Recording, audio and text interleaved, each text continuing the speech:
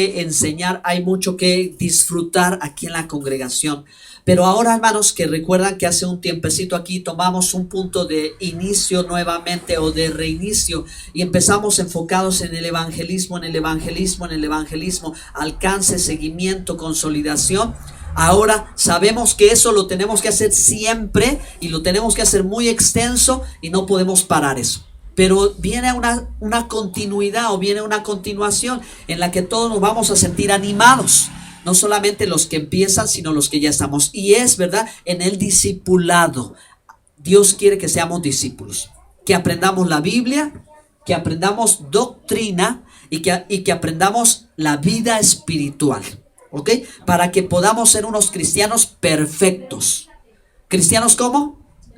Perfectos. ¿Qué quiere decir perfecto? Completo. ¿Y cuál es la definición correcta de completo? La Biblia lo dice. La Biblia dice que no le añade y que no le quita. ¿Sí? Como la escritura es perfecta. Está completa. Es decir, no añades nada a la palabra y no le quitas nada a la palabra. Hoy en día sucede bien común en diferentes religiones o grupos, etcétera. Hay quien le quita a la palabra y le quiere quitar y quiere cortar la Biblia y dice no, solo el Nuevo Testamento y ya, le quita la palabra. No, es que el antiguo ya pasó, etcétera, etcétera. Un error doctrinal grave. Le quita. La Biblia está completa, está perfecta, ¿ok? Pero hay quien le añade, hay quien le quiere sumar. Aparte de esto hay que meterle más y hay que meterle más y hay que meterle otras más y más cosas, ¿ok? Eso no es así. Ser completo, ser perfecto es ni le añado ni le quito. No me falta nada ni me sobra nada. Entonces esto es importante, hermanos, pensarlo respecto de la doctrina también, para que nosotros podamos andar en la sana doctrina, para que nosotros podamos tener la buena doctrina. La palabra doctrina quiere decir enseñanza. Y la Biblia habla de gente docta en las escrituras. Es decir, gente enseñada en la Biblia. Quien no tiene conocimiento de la Biblia no tiene autoridad doctrinal. Es muy común al día de hoy que la mayoría de las personas se deja llevar por la emoción o se deja llevar en la primera impresión, pero no tiene tiempo ni conocimiento ni base como para poder argumentar o considerar si hay doctrina o no hay doctrina. Recuerdan que yo les decía, hay personas que saben lo que no saben, pero hay personas que ni siquiera saben lo que no saben. Y ese es el caso más grave. Al menos alguien que sabe, que no sabe de doctrina, no sabe de teología, pues ya tiene una idea, una noción, se comienza. Pero hay quien ni siquiera sabe de esto, ¿ok? Entonces por eso se necesita conocimiento. Se necesita aprender, se necesita formación en este aspecto de que la iglesia debe ser una iglesia con sana doctrina, con buena formación teológica. Teología quiere decir el estudio o tratado de las cosas de Dios. Teos, Dios, logos, tratado. ¿Ok? Teología. Existe la teología desde la antigüedad y la Biblia en la Torá, en la ley de Moisés, manda que se estudie, que se investigue, que se aprenda, que se sepa acerca de Dios, ¿ok?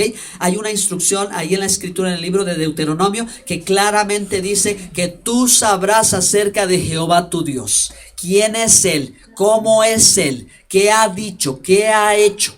Eso es el estudio o la formación teológica. Gente sin formación teológica inventa cualquier cosa, cualquier profecía, cualquier revelación, cualquier nueva doctrina extraña de la escritura. ¿Ok? Por eso le digo, esa es la parte de que se le añade la revelación extrabíblica. No, todo es conforme a la palabra de Dios. Y por eso es que se necesita que toda la iglesia aprenda bien la Biblia y luego empiece a prepararse bien con una buena formación teológica. Segundo punto, con un buen fundamento de la fe. Porque muchas veces hay gente que se quiere saltar el fundamento, no ha terminado de leer ni siquiera el Evangelio de Juan, pero ya está metido en el Apocalipsis. O sea, es muy atractivo, es muy interesante, sí, pero espérame, te saltas las bases. ¿Sabes cuáles son los fundamentos? ¿Conoces los primeros rudimentos fundamentos de la fe.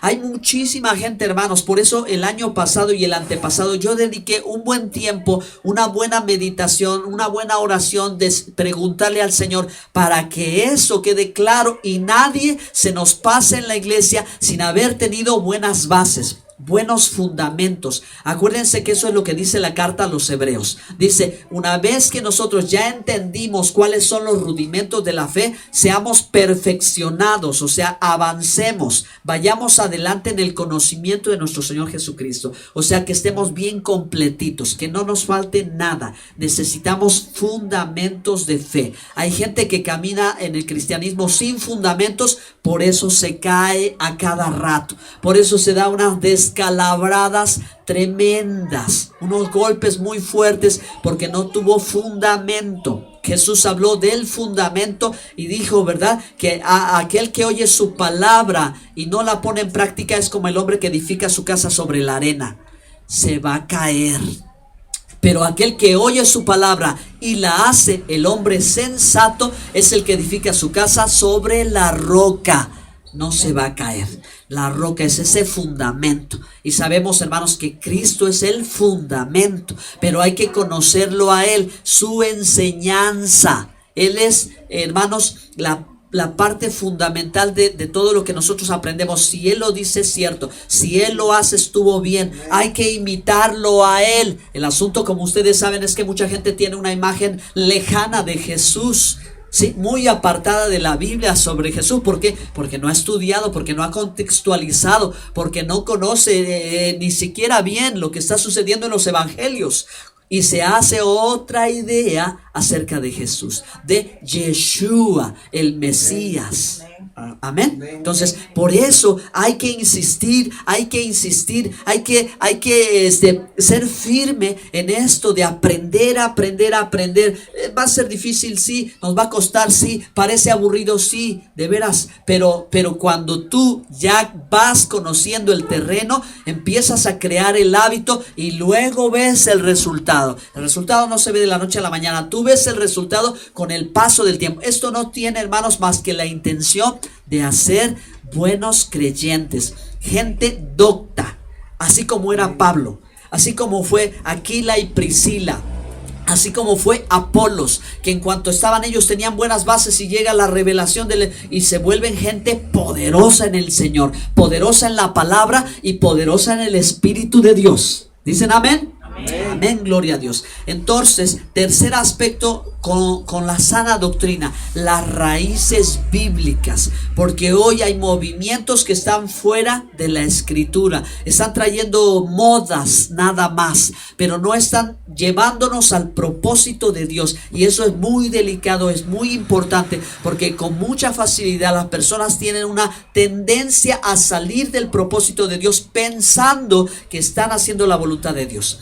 ¿Y cómo pueden discernir esto si no tienen conocimiento de la palabra? No hay modo de discernirlo si no es a través del conocimiento de la Biblia, si no es a través de una buena formación teológica y si no es a través de un conocimiento básico de la historia universal.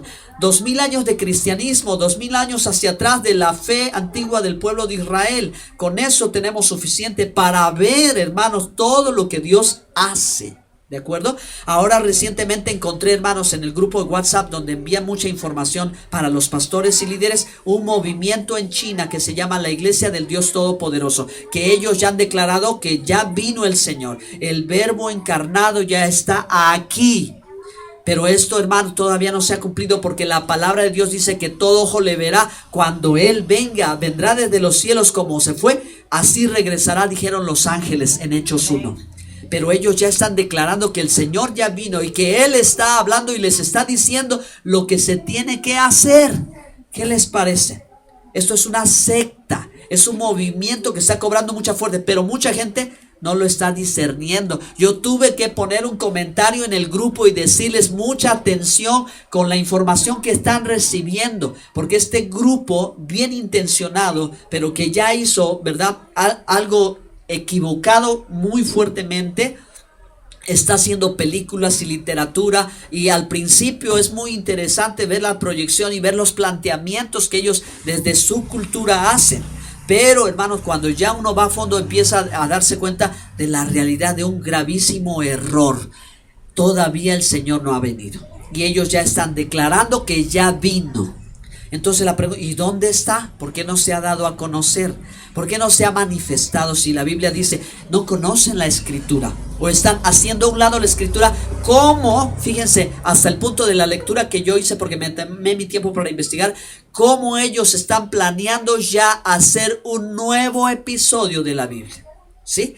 Ya no solamente ya dicen el Antiguo Testamento ya pasó, el Nuevo ya se cumplió y ahora viene otra cosa. Oh, qué sorpresa. No preguntan por las sendas antiguas, pero el profeta decía, preguntad por las sendas antiguas, averiguar cuál es el camino y andad en él. Así que hermanos, desde el tiempo del apóstol Pablo ya se hablaba sobre tener, ¿verdad? Estar bien enraizado. Romanos 11, ¿ok? La raíz te sostiene a ti. Si tú te despegas de la raíz, pierdes vida. Si tú te mantienes conectado a la raíz, tienes vida. La iglesia necesita conocer las raíces de la fe, las raíces bíblicas. Vamos a abrir la Biblia en Tito, capítulo 2, verso 1.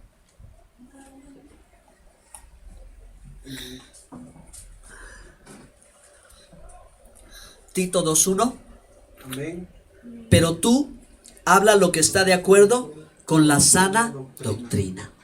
Hermanos, para el tiempo que el apóstol Pablo ya predicó el evangelio, en el año 60, más o menos al 66 del primer siglo de la era cristiana, ya había movimientos que se llaman movimientos gnósticos. O sea, ya había un evangelio diferente, lo dice Pablo en Gálatas. Ya había gente que suponía que Jesús solamente había sido un espíritu, que había sido como un envase donde Dios depositó y luego quitó, y habían creado diferentes puntos de vista y otros evangelios, evangelio de Judas, evangelio de Tomás, el evangelio de María Magdalena, etcétera. Mucha literatura de ese tiempo ya estaba, libros falsos que no son de ese tiempo sino son posteriores, que ya querían que ellos se introdujeran como los evangelios que tenemos en la Biblia. ¿De acuerdo? Ya había una corriente muy fuerte, o sea, se decía muchas cosas. Así que Pablo considera necesario, importante volver a recargar que se pudiera enseñar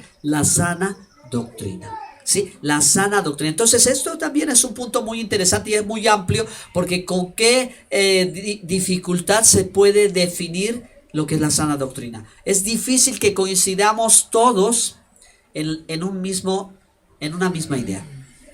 Porque unos tienen muy poco conocimiento, otros no tienen nada de conocimiento, otros tienen conocimiento. Entonces, ¿quién nos da la respuesta a esto? Jesús. Lo que Él dijo, lo que Él enseñó es la sana doctrina, la manera en que Él explicó la Escritura. Por eso dijo, no vengo a abrogar la ley, sino a cumplirla. ¿Okay? Y ellos sabían que cuando el Mesías llegara les iba a explicar lo que ellos no sabían. Eso es lo que Jesús dijo. Por eso Él decía, llevad mi yugo, porque mi yugo es fácil y ligera mi carga. ¿Qué quiere decir esto? Tomen mi enseñanza, aprendan de mi enseñanza, porque es perfecta, porque no le estoy echando, por eso dice es ligera, no le estoy echando de más, no les estoy metiendo tradición de hombre, no les estoy metiendo palabra de hombre, no le estoy agregando nada. Sí se puede cumplir mi palabra. Llevad mi yugo porque ligera es mi carga. A diferencia de lo que ocurría en el movimiento fariseo del primer siglo, era una pesada carga. Por eso Jesús les decía a ellos, ustedes ponen cargas pesadas al pueblo que ni ustedes quieren llevar. Es decir, querían una regla de vida tan exagerada, tan estricta, que nadie la podía cumplir. Por lo tanto, ellos se sentían defraudados, que nunca podrían estar caminando con el Señor. Amén. Pero nosotros podemos caminar ayuntados con Cristo, es decir, unidos con Cristo, es decir, pegados con Cristo, caminando hombro a hombro con el Señor. El que quiera ser mi discípulo, niéguese a sí mismo, tome su cruz y sígame. Entonces en la yunta había dos animales de campo que caminaban a la par uno del otro y se ayudaban. Así el Señor, mire, Él nos va mostrando el camino, nos va ayudando. Amén. Entonces, bueno, pues por eso es fundamental. Rápidamente, hermanos, solamente les quiero mostrar algunos de los puntos de los que ya estoy hablando, que nosotros necesitamos conocer. Fundamental en el conocimiento doctrinal. Primero, todo lo que Jesús enseñó. Su nombre hebreo, Yeshua. Su nombre traducido al castellano, Jesús. Su nombre, hermanos, en latín, Isus. Su nombre en inglés, Jesus. Su nombre en canadiense, su nombre en India, su nombre en... Y así, el nombre se va modificando según la cultura, según el idioma.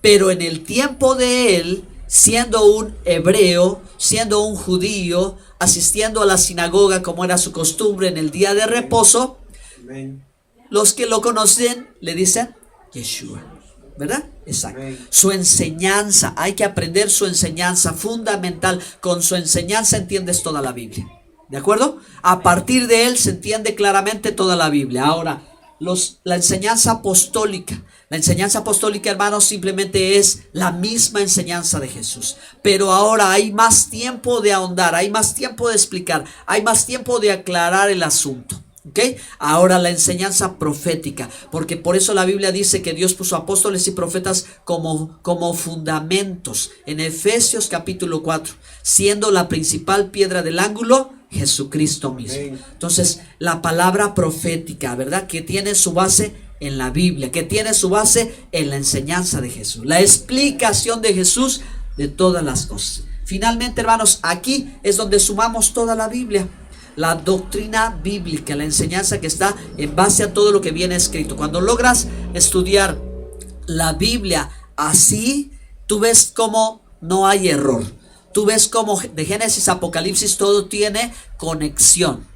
Todo está perfectamente relacionado. Ha habido una continuidad en la enseñanza, porque hay un principio de interpretación en la teología hebrea que es el de primera mención. La palabra que se menciona desde el principio es la que forma la parte esencial para continuar adelante diciendo lo mismo, pero más ampliado, más extendido. ¿De acuerdo? Entonces, por eso, hermano, algunos puntos básicos que tienes en la Biblia desde Génesis, tú los vas a encontrar o los vas a descubrir luego en el Nuevo Testamento.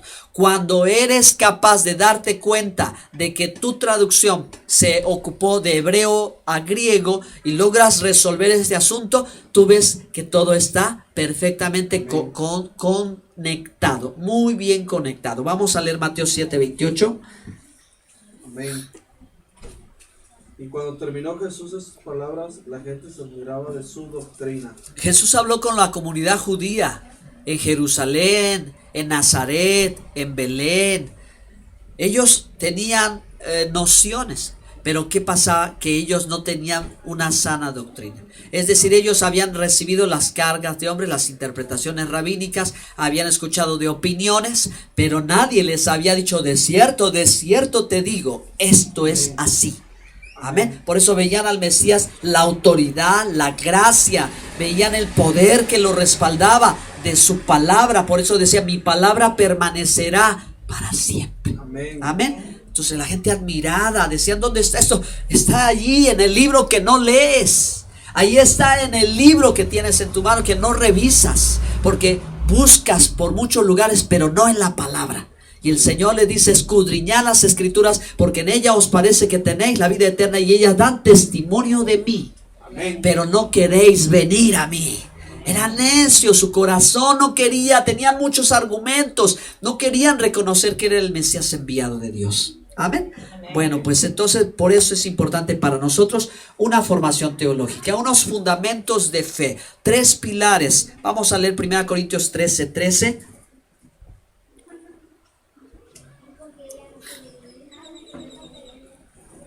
Y ahora permanecen la fe, la esperanza y el amor. Estos 3, pero el mayor de ellos es el amor. Fundamentos de fe, mis queridos hermanos. La Biblia dice Dios es amor. No dice el amor es un Dios. Dice Dios es amor. Son 2 cosas diferentes. ¿De acuerdo? ¿Por qué creó Dios todas las cosas? Por amor. Él creó en el Génesis 1:1, en el principio creó Dios. Cuando se usa la palabra hebrea Dios o Elohim, está implicando la causa ¿verdad? Porque la palabra Elohim está vinculada con el amor entrañable de Dios. ¿Ok? Es el amor de Dios, el atributo mayor que tiene Dios. Es amor. Dios es amor. Así que todo esto fue creado por el amor entrañable que es Él. Amén. Dios en su ser infinito, eterno, inmutable. Dios es espíritu. Amén. Entonces, todo lo hizo por amor. Y Juan 3:16, Jesús lo dijo: de tal manera amó Dios al mundo. ¿Sí? Todo esto tiene que ver con el amor. Es un pilar fundamental de fe. Es una característica que distingue a los discípulos de Jesús.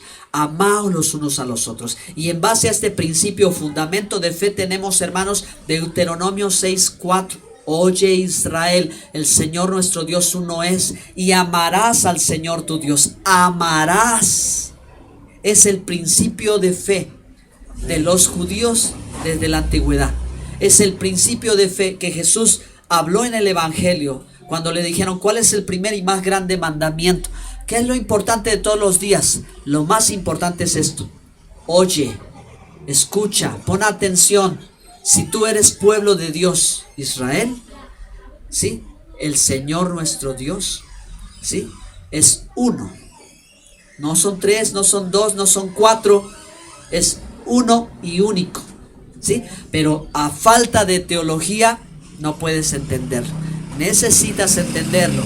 Que refiere la palabra Elohim no a dioses, sino a los atributos, a la totalidad de los atributos de Dios. Entre ellos, fe, esperanza, amor. Amor, ahabá, ahabá. La palabra hebrea para amor es ahabá. Entonces, sus 5 primeros mandamientos de los 10 tienen que ver con el amor a Dios.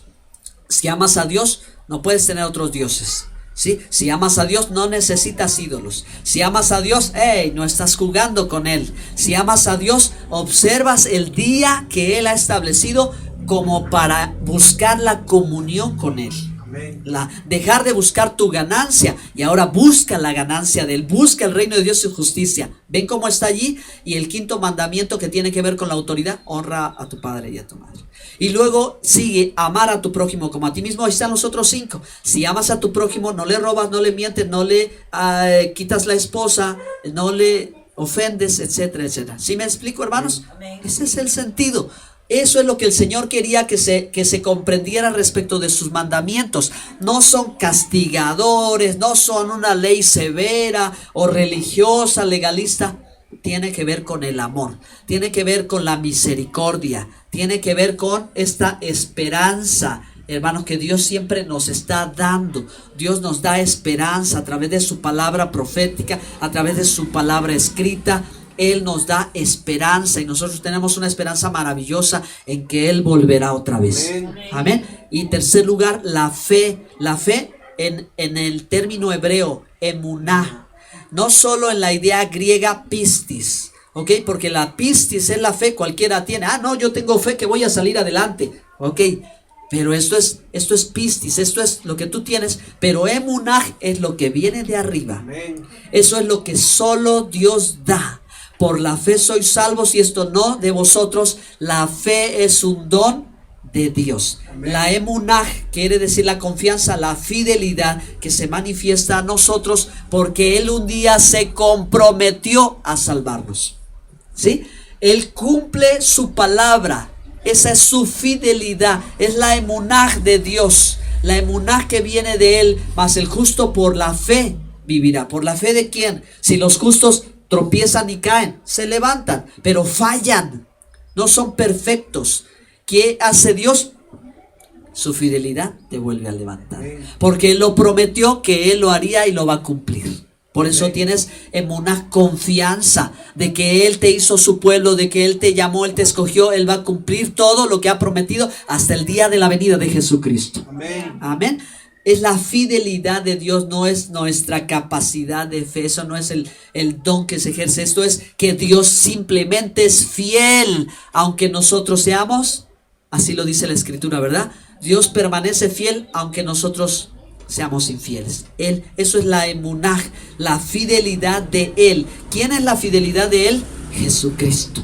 Estaba viendo un mensaje, compartieron allí a una reflexión respecto a Pedro. Pedro, que salió de la barca cuando Jesús caminaba en las aguas. El único valiente que se atrevió a decirle: Señor, si quieres que vaya, pide que vaya. Ven, Pedro. Y ahí va Pedro. ¿Qué sucede? Que empieza a dudar porque ve la tempestad, ¿verdad? Natural, es un ser humano. Empieza a tener temor y se empieza a hundir. Ahí acabó la fe de Pedro, porque dudó. Y muchos lo pueden criticar: ah, Pedro, dudaste, ya te estabas ahogando. Pero ¿qué sucedió? La fidelidad. Así es la vida. Así es la vida espiritual. La fidelidad te extiende la mano y te saca adelante. Por eso oremos que Dios muestre su fidelidad y que Dios cumpla su propósito. Que le digamos: Señor, no somos nosotros. Permite que tú, porque cuando alguien se está apartando, no solo es Él. No solo es Él, hermanos, es que Dios lo está permitiendo. Por eso hay que decir: Señor, no permitas que yo jamás me aparte del camino. Aquí hay que ver al hombre y hay que ver a Dios. Lo está dejando, lo está dejando, lo está dejando. Pero que si tú no te has apartado, es porque Dios no te ha dejado. Amén. Amén. Que Dios no nos deje, hermanos, que siempre estemos buscando y que podamos decir: mira, si yo estoy aquí no es gracias a mí, es gracias a la fidelidad de Él. Amén. Para Él sea toda la honra y la gloria. Amén. Porque Él lo ha hecho, porque Él quiso, me tomó, me agarró y ahí voy. No es mi fuerza, es su poder. Amén. Bástate mi gracia, porque mi poder se perfecciona en tu debilidad. Amén. Amén. Esa es su fidelidad, que te agarra y te sigue y te sigue y te seguirá toda tu vida. Denle un aplauso al Señor, hermanos y amados. Aleluya. Y el punto número 3.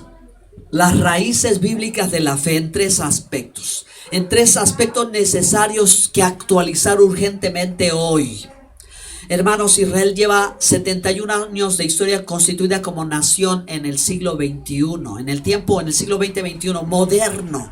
Es un milagro de Dios. Muchos dicen, como el presidente Netanyahu, esta es la visión de Ezequiel de los huesos secos que vuelven a vivir. Israel se constituye como nación y por mucho tiempo no lo había conseguido en su independencia nacional. O sea, lo que estamos viendo es un milagro récord para Israel como nación. No lo había conseguido ni en tiempos bíblicos, ni teniendo, hermanos, a David, ni teniendo, o sea, siempre se cortaba, venía guerra, venían cautividad y volvían a pelear, pero ahora lleva 70 años predominando. Primeramente, Dios, hay que orar que Dios bendiga al pueblo de Israel y que pronto, que no sean semanas que tarden, que descubran la solución para el coronavirus, que sean días que ellos tarden para descubrir la vacuna contra este virus. Porque lo han declarado. En semanas Israel ya tiene la cura para el coronavirus.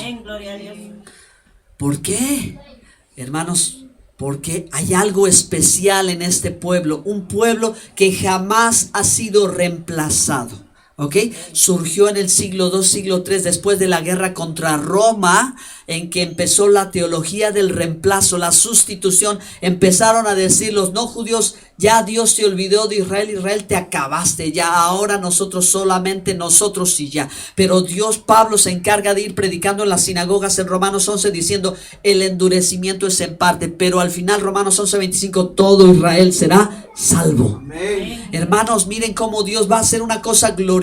Si cuando ellos se apartaron nosotros fuimos salvos, viene el tiempo, hermanos, en que Israel va a hacer otra vez cumplir su misión. ¿Cuál es la misión de Israel según el judaísmo? Ser el líder entre las naciones, una iglesia modelo, sabia, ejemplar, que muestre la fidelidad de Dios. Amén. Esa es su misión. Por eso Israel tiene que crecer, tiene que levantarse sobre todos los pueblos, y eso le va a causar envidia, como José y sus hermanos le envidiaban porque Dios lo iba a poner en alto como rey en Egipto. Así, hermanos, la nación se tiene que levantar para la venida del Mesías. Amén.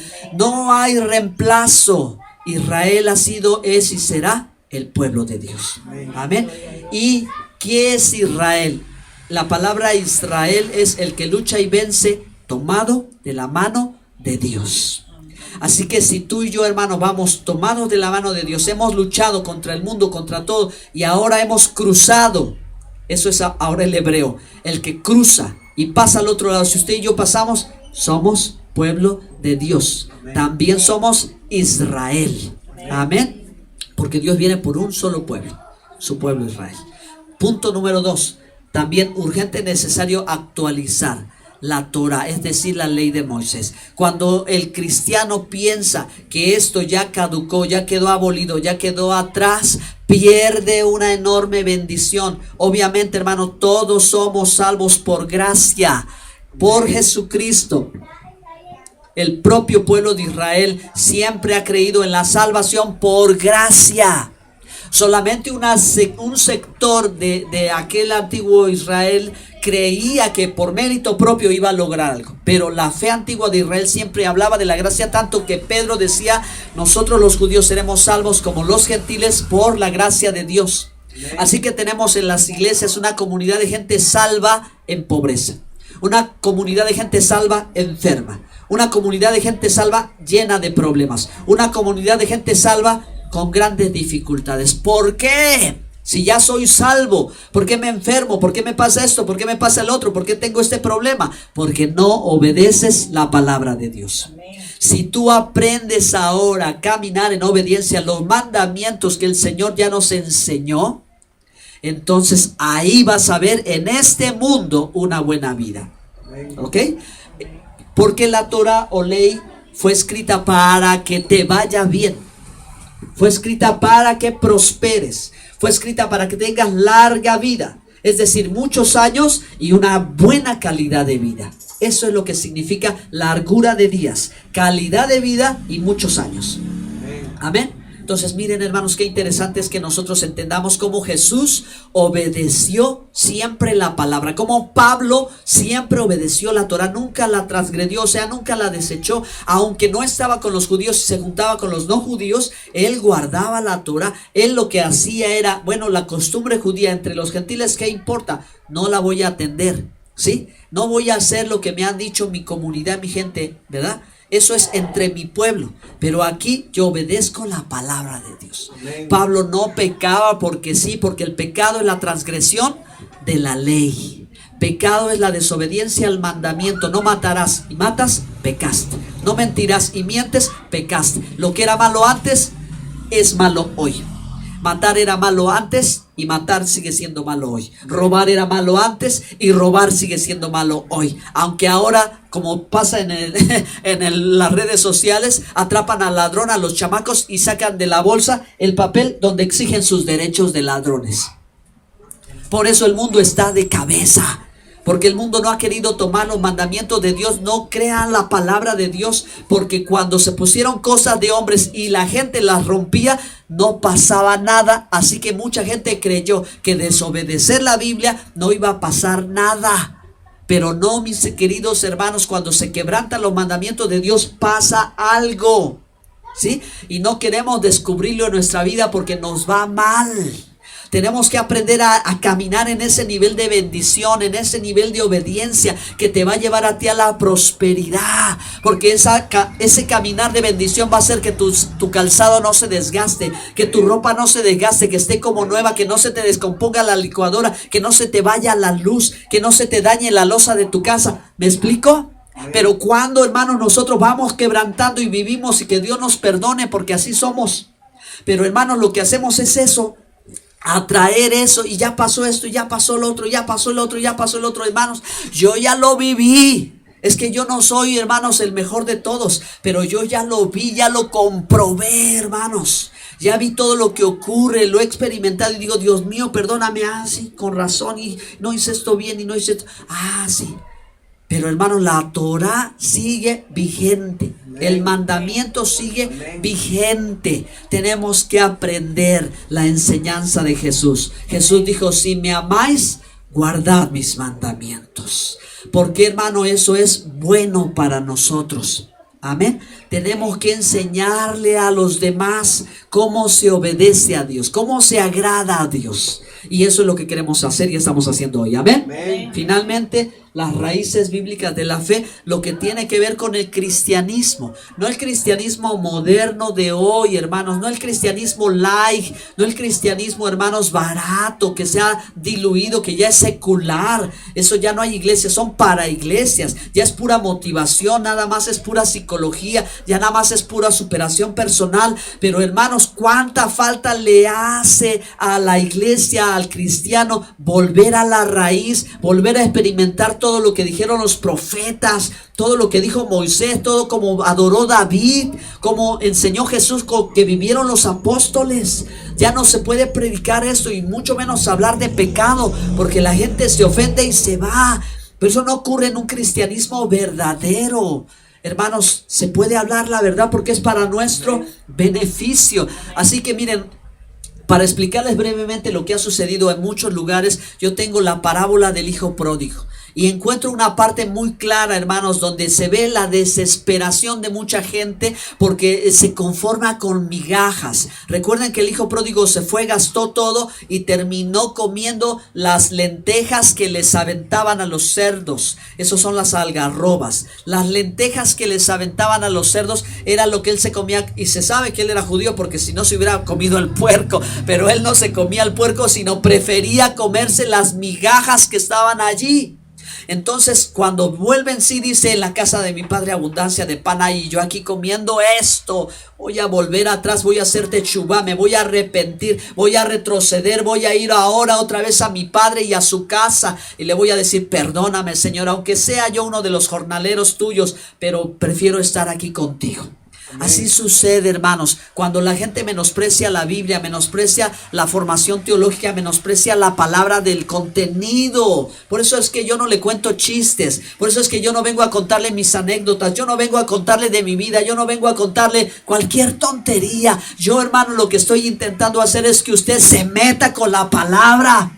Usted empiece a agarrarle el contenido, usted empiece a agarrar la sustancia, porque eso lo va a nutrir a usted. Y usted, mire, va a crecer, pero rápido. No se va a saber el chiste de aquel o la broma de aquel, pero sí va a saber lo que dice la palabra. Amén. De eso se trata. Por eso esto no es tan fácil. Hay que hacer un esfuerzo enorme, hermanos. ¿De acuerdo? Entonces, ¿qué vemos el día de hoy? Que hay gente que está buscando migajas. Y las migajas son como: deme una palabra bonita y ya. Dígame algo bueno y ya. Cuéntenme esta cosa y ya me siento bien. Yo quiero un poco nada más con eso para sobrevivir. Cuando tiene, hermano, hay tanta palabra. Cuando hay tanta cosa buena de Dios, que lo está dejando de lado y está buscando simplemente, hermanos, migajas. No, hermanos, hay que volver en sí.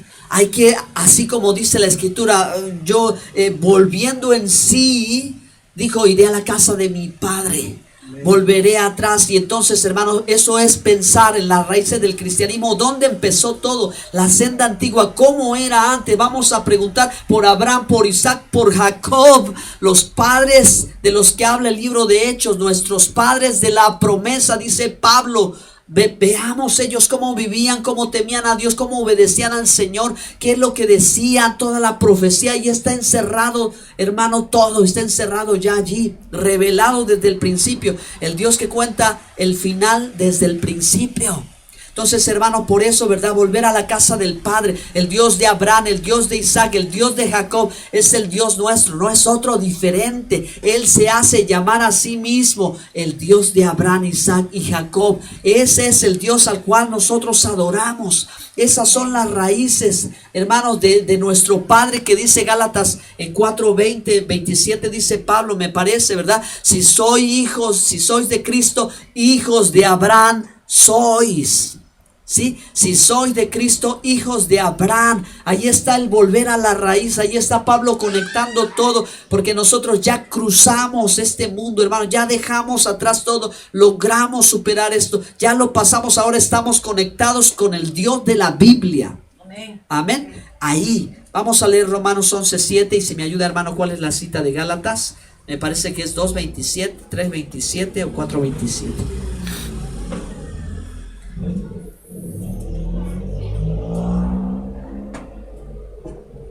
Leo Romanos 11:17. Pues si algunas de las ramas fueron desgajadas, y tú, siendo olivo silvestre, ha sido injertado en lugar de ellas y ha sido hecho participante de la raíz y de la rica savia del olivo. No te enorgullezcas, ¿ok? Nosotros que no éramos pueblo, somos parte del pueblo. No sustituimos al pueblo, sino que somos parte del pueblo. Amén. Y tenemos que estar conectados a la raíz que es Jesús, que es Yeshua, que es su pueblo, quien Él es y todo lo que Él es, todo lo que Él representa. Amén. Amén. Si encontramos la cita de Gálatas. Gálatas 4:27 me dijo. A ver si. Si sois. Si sois. Porque está escrito, regocíjate. A ver, 3:27. En la búsqueda. 2:27. O 6 o 5:27. Si sois de Cristo, linaje de Abraham. Busquen como linaje de Abraham.